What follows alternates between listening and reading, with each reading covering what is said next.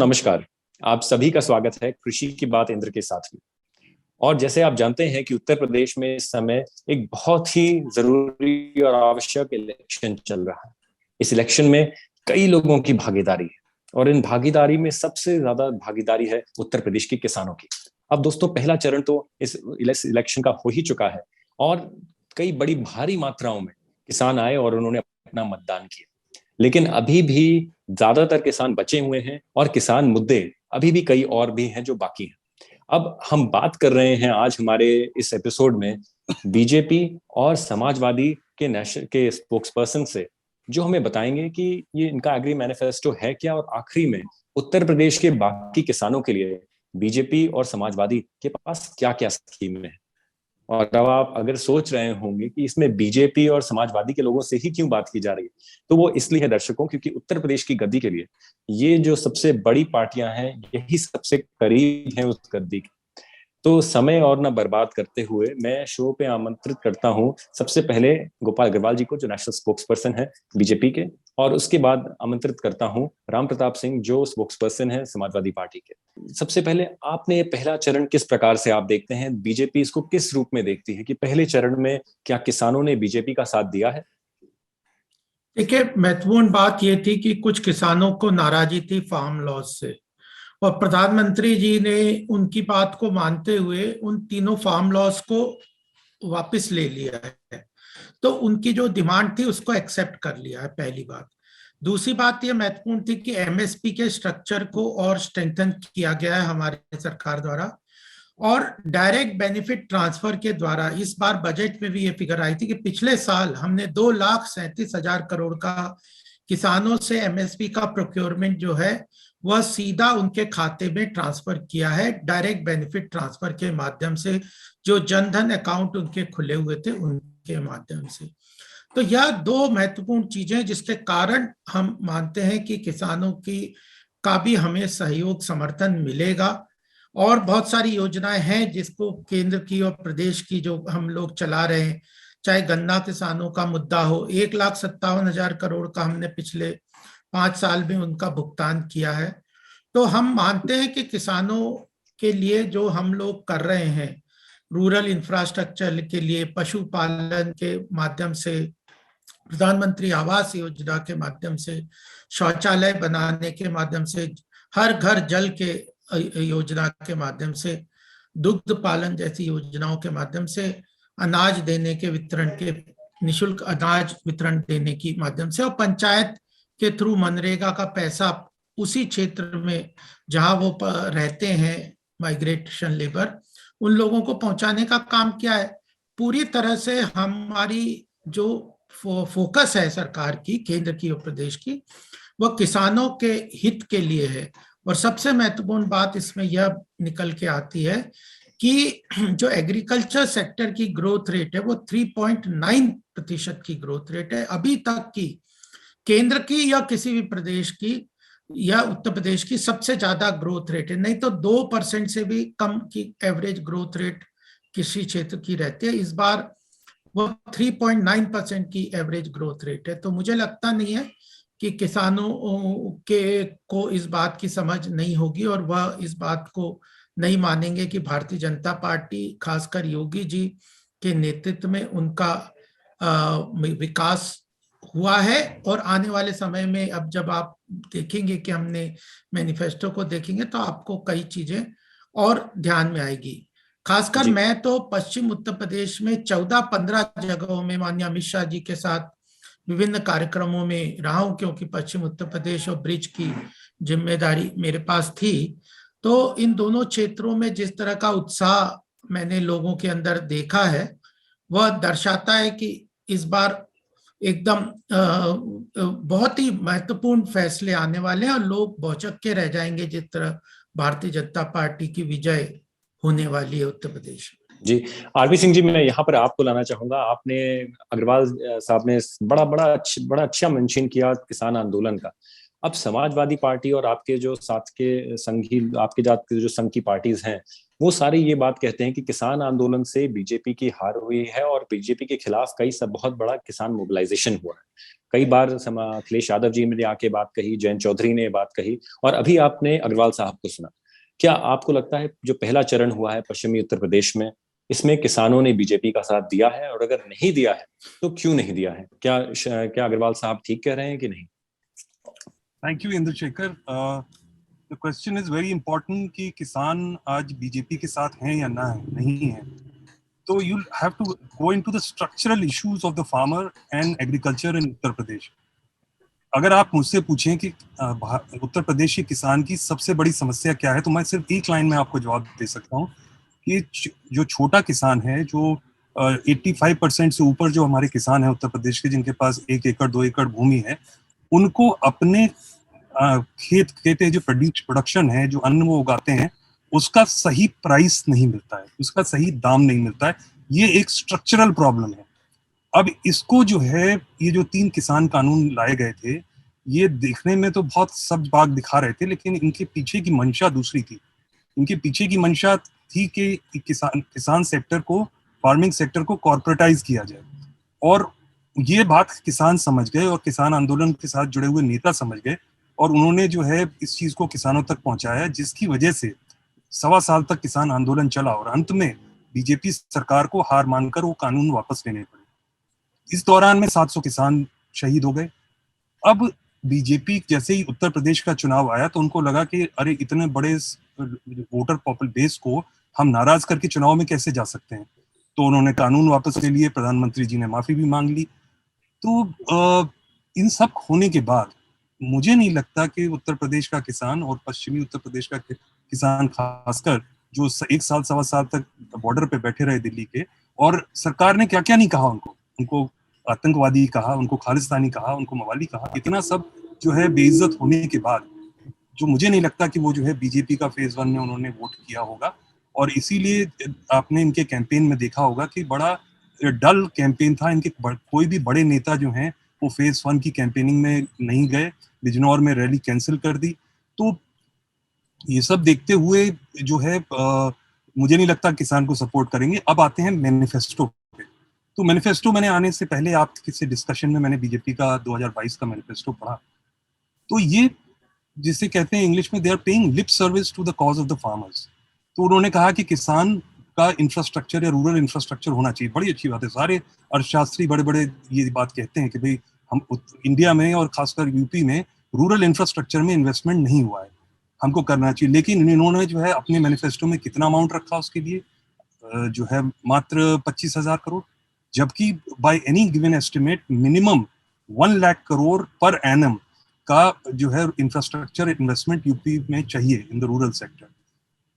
बड़ी सारी चीजें इन्होंने एमएसपी कहा कि एमएसपी करेंगे। अब मैं जो है बीजेपी के स्पोक्स पर्सन से पूछना चाहूंगा कि जो नेशनल बजट में इन्होंने ठीक कहा कि 2.37 लाख करोड़ का बजट एलोकेशन प्रोक्योरमेंट के लिए रखा गया, इस साल जो है वो मोर और लेस सेम फिगर है कमिंग बजट के लिए, लेकिन प्रोक्योरमेंट फ्रॉम एफसीआई में 69,000 करोड़ रुपीस कम कर दिया गया बजट में।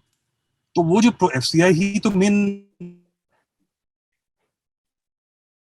एमएसपी पे प्रोक्योरमेंट करता है, तो वो so there are many structural issues which need to be addressed, and on a forum like this I'm not getting into a blame game kind of a situation with our BJP spokesperson, but in the larger interest of the farmers of Uttar Pradesh, we have to do a complete rethink.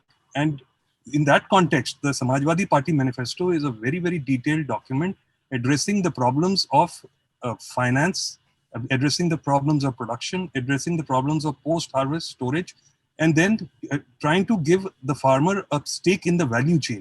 Farmer income will only increase when the farmer gets a stake in the value chain. As long as he or she remains just a producer, their incomes will not go up. Though the BJP government and the Prime Minister promised that they will double the income of the farmers in 5 years, but have the farmer incomes gone up? Singh साहब, मैं आपको थोड़ा सा रोकूंगा क्योंकि ये हिंदी का कार्यक्रम है, तो दर्शकों को मैं बताना चाहूंगा कि इन्होंने अभी तक ये कहा है कि बीजेपी के मैनिफेस्टो में जो आपकी कुछ ऐसी जमीन की नीतियां हैं जो बदलनी चाहिए, जिसके लिए एक स्ट्रक्चरल चेंज चाहिए, और ये इनका मेन व्याख्यान था मैनिफेस्टो में आने का। आपने मैनिफेस्टो की बात करी, मैं इसमें दोनों पार्टीज को इक्वल चांस देना चाहता हूँ मैनिफेस्टो की बात करने के लिए। और अग्रवाल साहब, आपने अपना हाथ भी उठाया था, हम लोग आपको उस पॉइंट को एड्रेस करेंगे।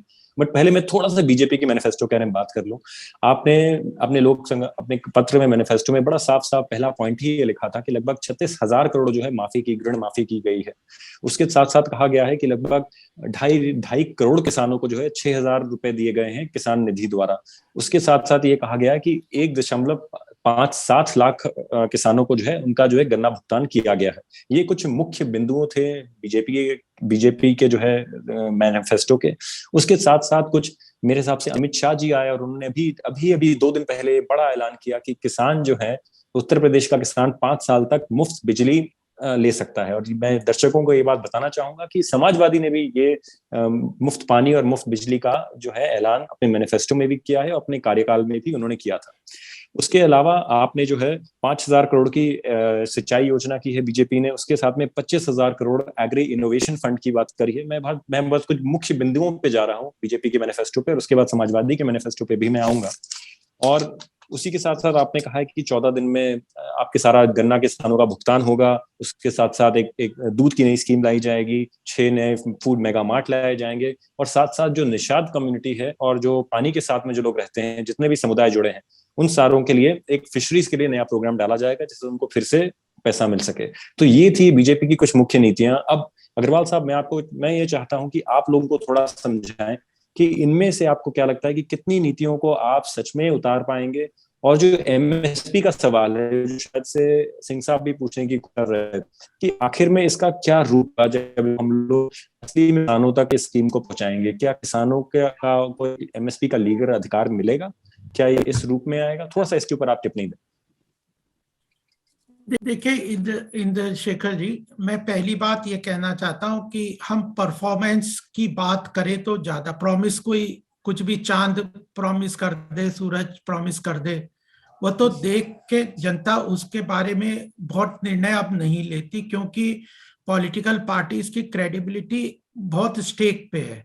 तो जब हम बात करते हैं तो हमारा मैनिफेस्टो सबसे पहले क्या करता है, लिस्ट आउट करता है कि पिछले मैनिफेस्टो में हमने क्या प्रॉमिसेस किए थे, क्या डिलीवर किए।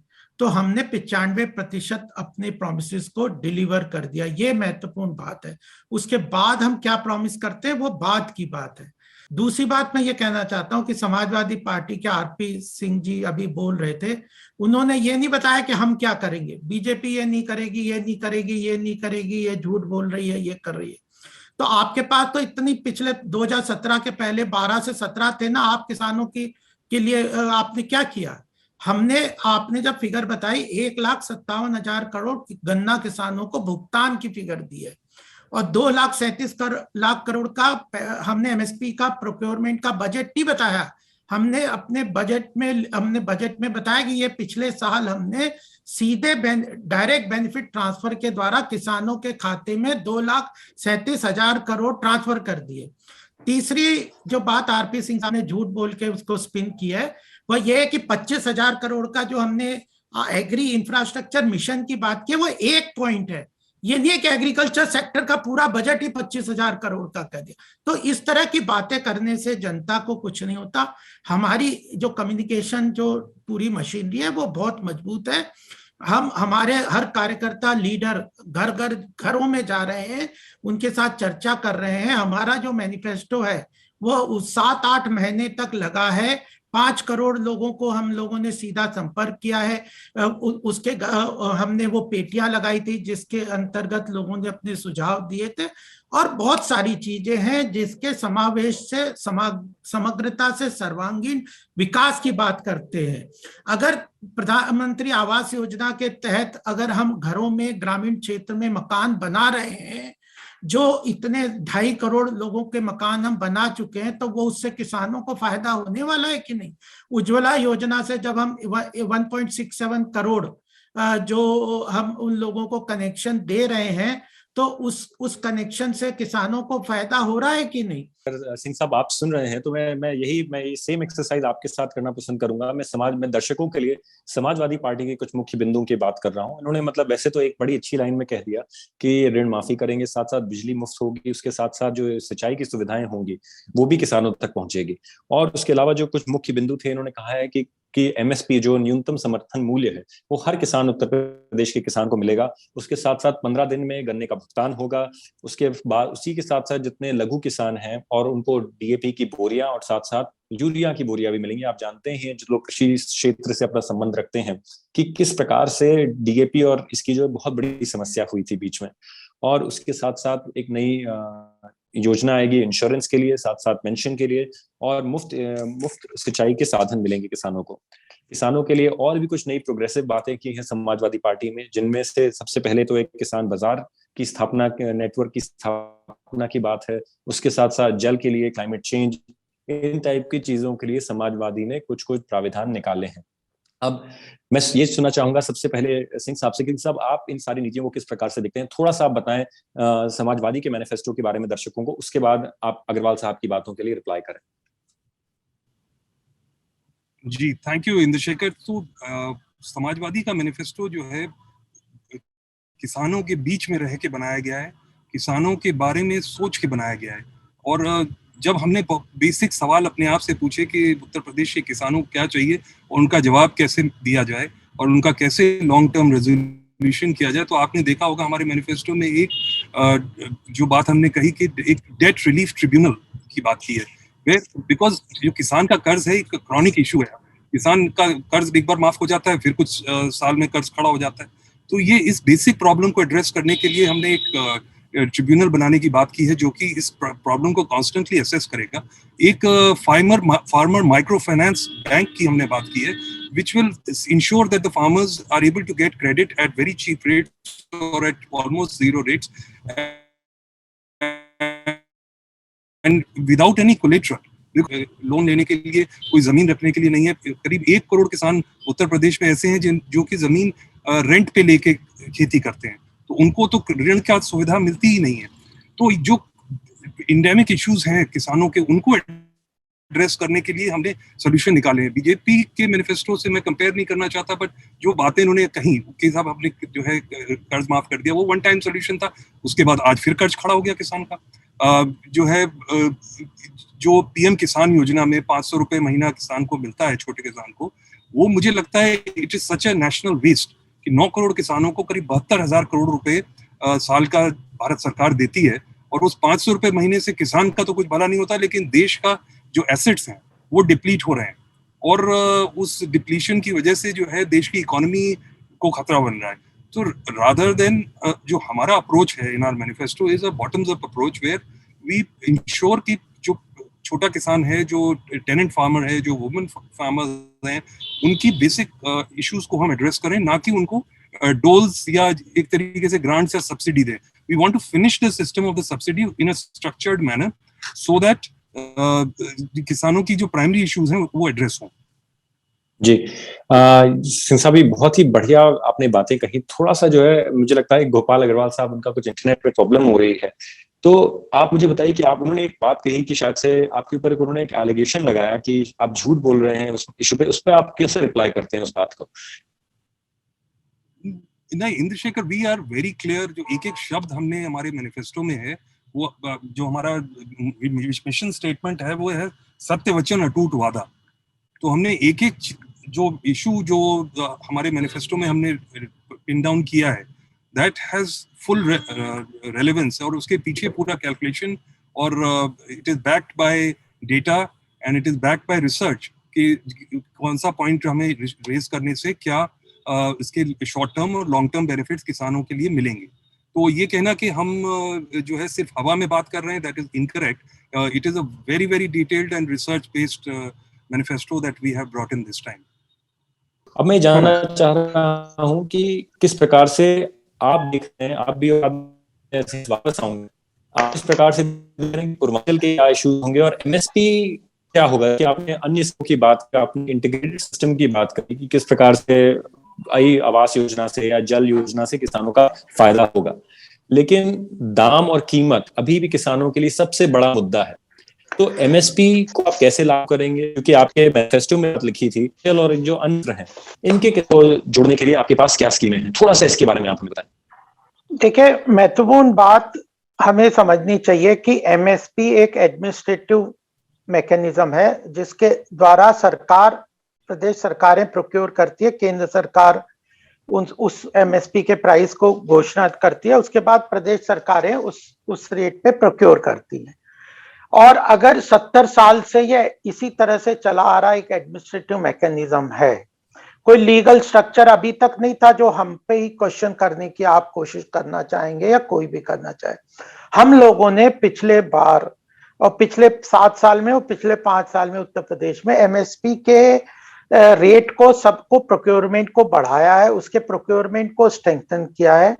मैं आपको एक ही केवल एग्जांपल दूंगा, जो पिछली सरकारें लोगों के साथ हिपोक्रेटिकली फ्रॉड करती थी, कि इन्होंने सबसे ज्यादा प्रोक्योरमेंट जो करते हैं वो जो सेंट्रल वेयर हाउसिंग कॉर्पोरेशन के थ्रू प्रोक्योरमेंट होता है, जो पिछले 2 लाख करोड़ का उसका जो पैसा था वो उन्होंने मार्केट से उठाया हुआ था, बजट में कोई प्रावधान नहीं किया। हमने पिछले बजट में पहली बार सेंट्रल वेयर हाउसिंग कॉर्पोरेशन को 2 लाख करोड़ का पैसा, उसका जो लोन खड़ा हुआ था, जो कि कोई उसका प्रोक्योरमेंट के हिसाब से कोई उसको मजबूत नहीं करा था और वो धीरे धीरे खोखली होती जा रही थी, बजट के प्रावधान के द्वारा 2 लाख करोड़ का SC central warehousing corporation को पैसा दिया। दूसरी बात यह है कि एमएसपी के रेट को सीओसी कमिटी ऑफ जो कमिटी होती है, जो CACP agriculture produce procurement committee जो होती है, जो रेट निर्धारित करती है, उसकी रिकमेंडेशन के अनुसार, और जो कमिटी का रिकमेंडेशन था कि कॉस्ट से 1.5 गुना मूल्य पे प्रोक्योरमेंट किया जाए।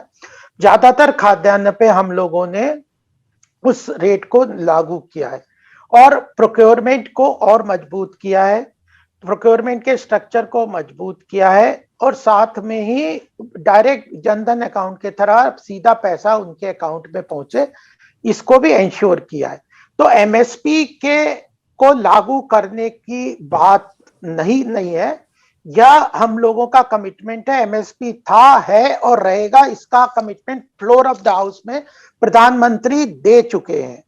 तो कोई कह दे हाँ, अब इसको लीगल स्ट्रक्चर देना या ना देना, यह एक अलग मांग है, यह नई मांग है और यह आज की मांग नहीं है, ये सभी सरकारों के प्रति मांग थी। तो अगर समाजवादी पार्टी और ये कहते हैं तो ये लोगों को भी बात करनी पड़े। और प्रोक्योरमेंट में प्रदेश सरकारों का रोल ज्यादा होता है, केंद्र सरकार का नहीं होता। हम लोगों का रोल होता है कि एमएसपी को डिक्लेयर करना, उसके लिए जो फंड ट्रांसफर होता है वो स्टेट गवर्नमेंट्स को देना, उसके लिए हमने जनधन अकाउंट किया, स्ट्रेंथन किया, रेट को प्रॉपरली डिक्लेयर किया है, और उनको और भी कई तरह के इंफ्रास्ट्रक्चर, बुनियादी ढांचे हैं, सिंचाई की बात है, बिजली की आपूर्ति। अग्रवाल साहब, यहाँ पे मैं चाहूंगा कि सिंह साहब आप बहुत टाइम से वेट करें, प्लीज आप रिप्लाई करें। अग्रवाल साहब माफ करिएगा, लेकिन अब सिंह साहब। हाँ नहीं, कोई बात नहीं। जी आप सिंह साहब आप बोले। बीजेपी की स्पोक्सपर्सन जो बात कह रहे हैं एमएसपी का, इनकी अंडरस्टैंडिंग इनकरेक्ट है। मैं ये कहना चाहूंगा, एमएसपी तो हमारे समाजवादी के हिसाब से हर किसान को हर क्रॉप के लिए मिलनी चाहिए। अब ये इतनी सारी क्रॉप्स पे एमएसपी का निर्धारण करना तो सरकार का काम है, लेकिन सरकार ये सारी क्रॉप्स खरीद नहीं सकती। अभी भी परचेज जो है वो सिर्फ 6% ऑफ द टोटल प्रोडक्शन का एमएसपी सरकार प्रोक्योरमेंट करती है। तो ये तो इस प्रॉब्लम को गलत समझ रहे हैं, गलत तरीके से समझ रहे हैं कि सरकार प्रोक्योरमेंट करेगी तभी जो है किसानों का भला होगा। जो हम एक एमएसपी का जो मैकेनिज्म लाने की बात कर रहे हैं, उसमें हम सारी क्रॉप से, आपने पढ़ा हमारे मैनिफेस्टो में लिखा है कि हम सब किसानों को सब क्रॉप्स पे इंक्लूडिंग मिल्क पे एमएसपी निर्धारित करेंगे और उसको मार्केट मैकेनिज्म से इंश्योर करेंगे कि उनको वो क्रॉप मिले। तो उस तरह के कानून लाने की हम बात कर रहे हैं उत्तर प्रदेश में, जिससे कि किसान को, मतलब सरकार की ट्रेजरी इतनी बड़ी नहीं है, इतना बड़ा बजट नहीं है उत्तर प्रदेश का कि वो सारी क्रॉप्स और सारे किसानों की खरीद सके। तो एमएसपी का मुद्दा ही ये गलत समझ रहे हैं। एमएसपी कहाँ गलत समझ रहे हैं? मैं तो यही कह रहा हूँ, हम थोड़ी कह रहे हैं कि एक बार उनका बैटरी खत्म होने की बात शुरू होगी। नहीं, क्वेश्चन आपका दूसरा था, मेरे साथ क्वेश्चन था कि एमएसपी को लीगल स्ट्रक्चर बनाना है, उसी की बात उसका जवाब दे रहा था। एमएसपी की वर्तमान प्रोक्योरमेंट की प्रक्रिया तो मुझे पूरा पता है, मैं तो कृषि क्षेत्र के पूरी कमेटी में काम किया। आप लोगों ने इतने 3-4 महीने हो गए किसानों को वायदा किए हुए कि जो है हम एमएसपी कानून के लिए कमेटी बनाएंगे, उस पर डिस्कशन होगा, लेकिन किसान तो अपने आप को ऐसा महसूस कर रहे हैं कि उनके साथ विश्वासघात हुआ है। इतने सिंह साहब, मैं आप लोगों को एक बार रोकूंगा और कहूंगा कि सिंह साहब अगर आपका कोई लास्ट कमेंट हो इसके ऊपर, क्योंकि शो का समय भी बिल्कुल अब खत्म पे आ चुका है, तो सिंह साहब अगर आपका लास्ट कोई कमेंट है और आप इस सवाल का उत्तर करने की कोशिश जरूर करिएगा कि क्या उत्तर प्रदेश का किसान समाजवादी के साथ जाएगा कि बीजेपी के साथ, और संक्षेप में अगर आप बता सकें कि क्यों आप जीतेंगे। जी देखिए, very nice question Indrashekhar. Samajwadi party शुरू से किसानों की पार्टी रही है, आज भी किसानों की पार्टी है। मैं हमेशा कहता हूं हमारा डीएनए इज फार्मिंग। हम सब लोग किसान हैं समाजवादी पार्टी में, और हम इस प्रॉब्लम को, किसान की समस्या को समझते हैं, हमेशा किसानों के साथ रहे हैं, और इसलिए इस चुनाव में हम 100% कॉन्फिडेंट हैं कि सारे किसान जो है समाजवादी पार्टी के साथ जाएंगे। जी अग्रवाल साहब, मैं यही सवाल अब आपसे पूछूंगा अंत में कि आपको क्या लगता है कि क्यों उत्तर प्रदेश का किसान भाजपा को चुनेगा, और वो क्या ऐसी खूबियां हैं जो योगी आदित्यनाथ या प्राइम मिनिस्टर मोदी के नेतृत्व में उत्तर प्रदेश तक पहुंचेंगी। थोड़ा सा ये आखिरी कमेंट इसको आप समझिएगा, और इसमें जितना भी आप कहना चाहें, आप आरपी सिंह जी का रिप्लाई भी करना चाहें तो आप कर सकते हैं इसमें, इसी पॉइंट में। देखिए, मैं एक बात आपके सामने कहना चाहता हूं कि जो हमारी सरकार है प्रदेश की और केंद्र की, वह गरीब कल्याण के ऊपर अंत्योदय के फॉर्मूले पे चलते समाज के अंतिम वर्ग तक सरकार की जन कल्याणकारी योजनाओं की पहुंच सुनिश्चित करना, टेक्नोलॉजी के माध्यम से, ऑनलाइन सिस्टम्स के माध्यम से, बिना किसी भ्रष्टाचार और लीकेजेस के माध्यम से वो पहुंचना, उसमें हम लोगों ने बड़ी सफलता प्राप्त की है।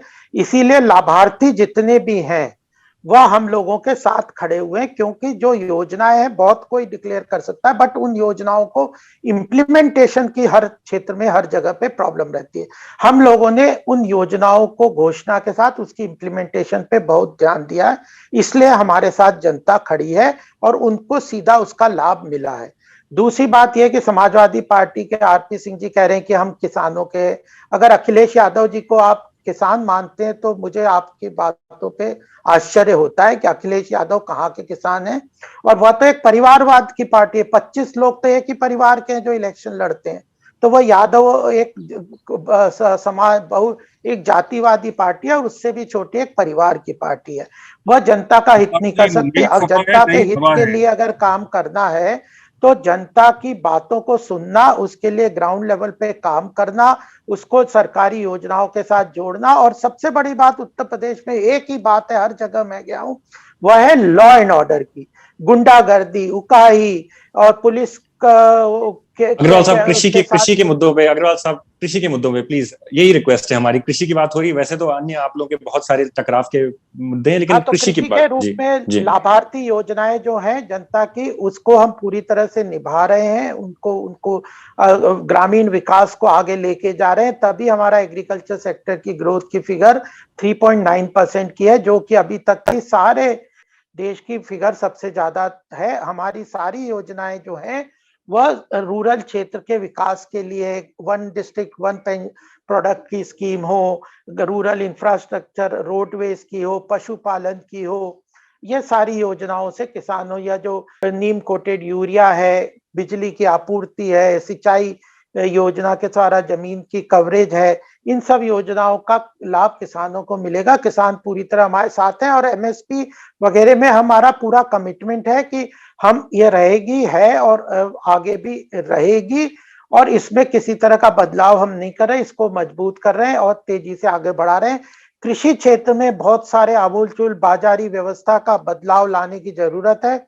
हम इन तीनों कानूनों को अच्छा मानते थे, फिर भी किसानों को लगा कि वह इन 3 कानूनों से उनको कोई रिजर्वेशन थी, तो हम लोगों ने उनको विड्रॉ कर लिया। तो उनके मुद्दे, वो एक सुनने वाली सरकार हमें मानते हैं, और हमें लगता है कि, और ग्राउंड लेवल पे किसान और सारा क्षेत्र हमारे साथ है। जी, तो धन्यवाद अग्रवाल साहब। ये थे दर्शकों, ये थे गोपाल अग्रवाल और साथ साथ आरपी सिंह जी, दोनों जन समाजवादी और भाजपा से थे। मैं आप दोनों जन को बहुत बहुत धन्यवाद देना चाहता हूं कि आपने अपना समय दिया और कृषि की बात पे आके उत्तर प्रदेश के किसानों के लिए अपने पार्टियों के विजन को सामने रखा। तो दोस्तों, आपने इनकी बातें सुनी, आप खुद जानते हैं कि उत्तर प्रदेश में कृषि कितना बड़ा मुद्दा है, और अब ये देखना बाकी है कि किसकी बात सच होती है, क्या बीजेपी जीतती है या समाजवादी। तो आप द वायर के प्रोग्राम्स के साथ जुड़े रहिए, हम आपके लिए और नए एक्साइटिंग कार्यक्रम लाते रहेंगे जो उत्तर प्रदेश के चुनाव को और आगे बढ़ने वाले हमारा जो भी भविष्य है उसको आप तक जल्द से जल्द डिकोड करके पहुंचाएंगे। तो धन्यवाद दोस्तों, द वायर देखते रहिए। Get a sneak peek of exclusive content before everyone else for channel members only. Memberships start at ₹89. Hit the join button below.